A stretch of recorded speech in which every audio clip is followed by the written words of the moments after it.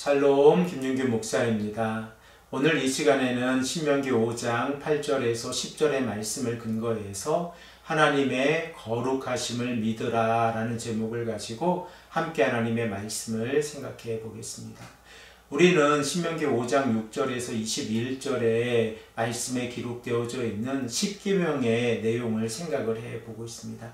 모세는 출애굽의 2세대들에게 하나님께서 이스라엘 백성들에게 주신 10계명에 관하여 말씀하고 있는데, 우리가 출애굽기 20장 1절에서 17절에 기록되어져 있는 10계명의 내용과 신명기 5장 6절에서 21절에 기록되어져 있는 10계명의 내용을 비교해 보았을 때에 신명기의 말씀은 보다 목회적인 차원에서 기록되어져 있다는 사실을 생각을 해 보았습니다.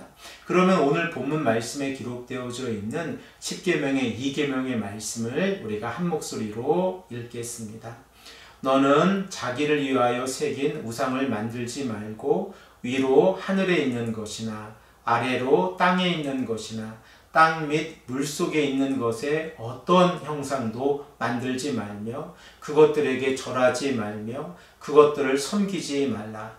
나 내 하나님 여호와는 질투하는 하나님인즉 나를 미워하는 자의 죄를 갚되 아버지로부터 아들에게로 3, 4대까지 이르게 하거니와 나를 사랑하고 내 계명을 지키는 자에게는 1000대까지 은혜를 베푸느니라.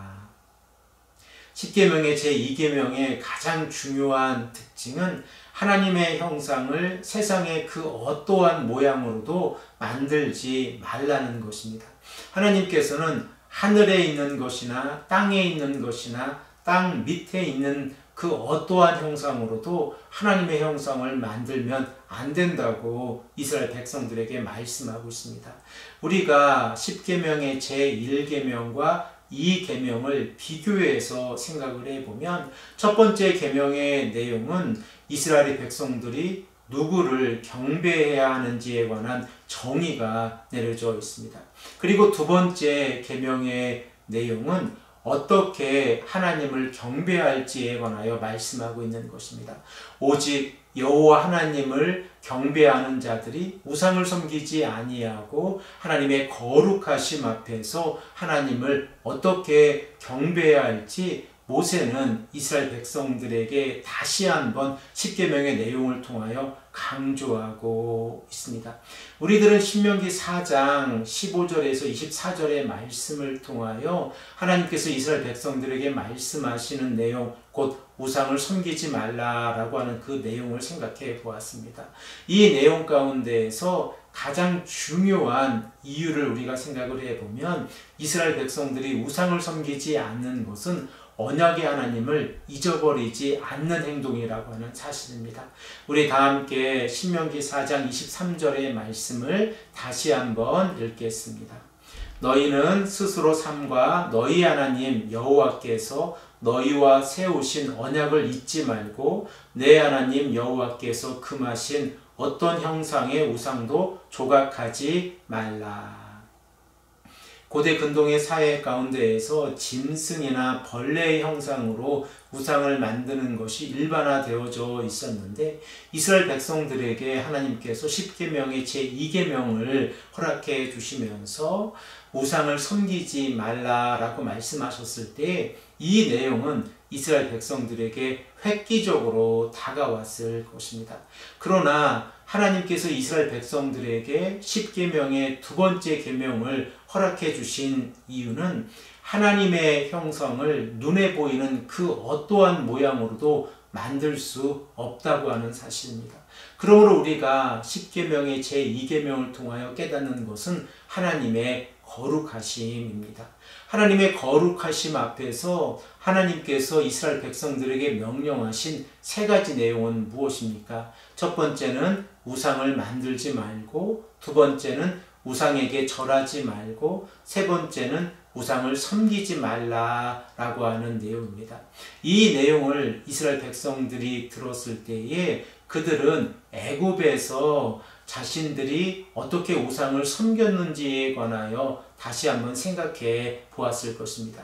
그러므로 하나님께서 언약의 백성들을 출애굽시켜 주셨을 때에 그들은 더 이상 우상을 섬기지 않게 되어졌고 하나님 앞에서 거룩한 삶을 살아가게 되었습니다. 그러므로 만일 이스라엘 백성들이 다시 우상을 섬기게 되어지면 출애굽의 역사를 부인하는 행동이 되어지고 다시 노예 생활을 하고 싶다고 하는 자신들의 표현이라는 것을 우리가 생각을 해 볼 수 있습니다. 그러므로 이스라엘 백성들이 우상을 섬기는 것은 하나님 앞에서 죄악이라는 사실을 우리가 깨닫게 되어지고 출애굽의 이 과정을 부정하는 것뿐만 아니라 창조주 하나님을 부정하고 스스로 올가미로 자신의 몸을 매는 것이라는 것을 생각해 볼 수 있습니다. 하나님은 누구이십니까? 오늘 본문 말씀을 보면 하나님은 질투하시는 하나님이십니다.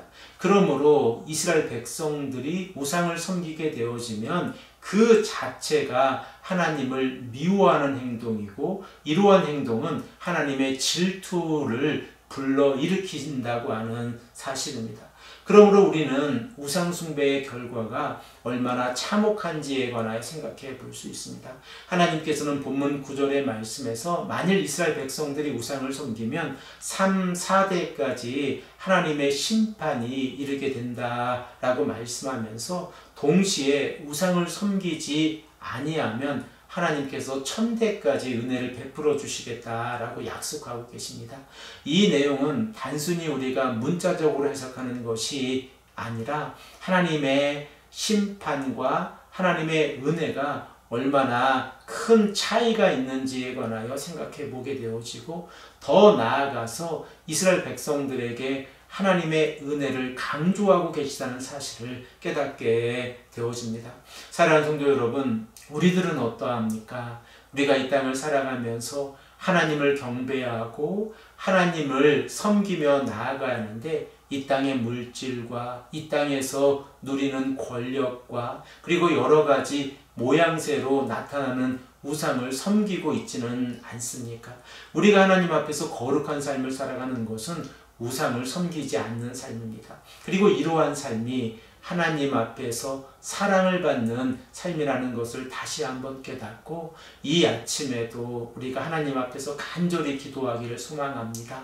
하나님 앞에서 거룩한 삶을 살아가게 해달라고 간절히 기도하시는 귀하고 복된 성도님들이 되시기를 간절히 축복합니다. 함께 기도드리겠습니다. 아버지 하나님 감사합니다. 오늘도 우리에게 말씀하셔서 10계명의 제2계명 우상을 섬기지 말라라는 그 말씀의 의미를 깨닫게 하시니 감사합니다. 아버지 하나님, 우리가 이 말씀을 붙잡고 오늘 이 아침에도 간절히 기도합니다. 우리에게 은혜를 허락해 주시고 우리가 하나님을 사랑하는 삶을 살아갈 수 있도록 인도하여 주시옵소서. 감사드리며 사랑이 많으신 예수 그리스도의 이름으로 간절히 기도드립니다. 아멘.